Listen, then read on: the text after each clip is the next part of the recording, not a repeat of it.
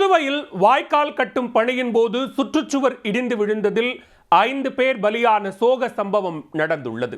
33 ஆண்டுகளுக்கு முன்பு கட்டப்பட்ட சுற்றுச்சுவர் இடிந்து விழுந்தது ஏன்?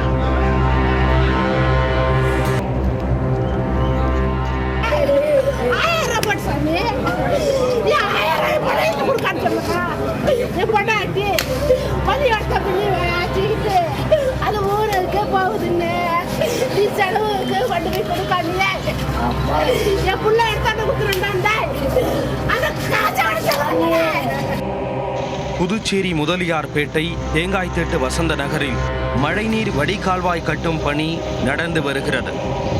மரப்பாலம் மின்துறைக்கு சொந்தமான மதில் சுவர் அருகே வாய்க்கால் கட்டுமான பணிக்காக குழி தோண்டப்பட்டுள்ளது. இந்த பணியில் அரியலூர், திருவாரூர், திருவண்ணாமலை உள்ளிட்ட பகுதிகளில் உள்ள கட்டிட தொழிலாளர்கள் 16 பேர் பணியாற்றி வந்தனர். இவர்கள் தேங்காய்த்திட்டிலேயே குடிசை போட்டு தங்கியுள்ளனர். இந்த நிலையில் ஞாயிறு அன்று காலை வழக்கம் போல தொழிலாளர்கள் வாய்க்கால் கட்டுமான பணியில் ஈடுபட்டிருந்தனர். காலை 9 மணி அளவில் 7 பேர் சாப்பிட சென்ற நிலையில் 9 பேர் கால்வாய் வெட்டும் பணியில் ஈடுபட்டிருந்தனர்.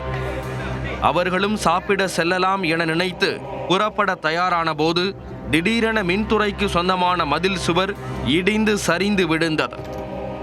இதில் கால்வாயில் வேலை செய்து கொண்டிருந்த 9 ஊழியர்களும் இடிபாடுகளில் சிக்கினர்.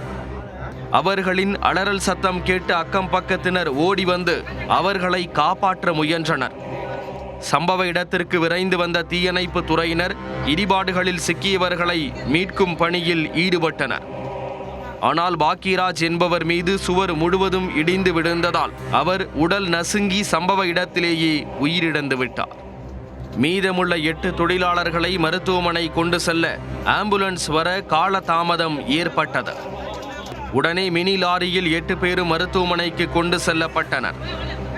ஆனால் பாலமுருகன், அந்தோணி, கமல், ராஜேஷ் கண்ணா என 4 பேர் அடுத்தடுத்து உயிரிழந்து விட்டனர்.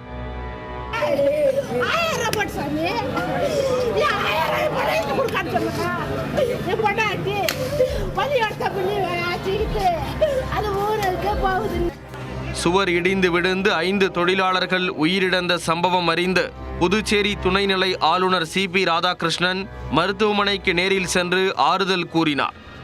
மின்துறைக்கு சொந்தமான இந்த மதில் சுவர் 33 ஆண்டுகளுக்கு முன்பு கட்டப்பட்டுள்ளது. இதன் அருகிலேயே பள்ளம் தோண்டியதால் பேலன்ஸ் இல்லாமல் சுவர் கீழே விழுந்து இருப்பதாக அதிகாரிகள் தெரிவித்துள்ளனர்.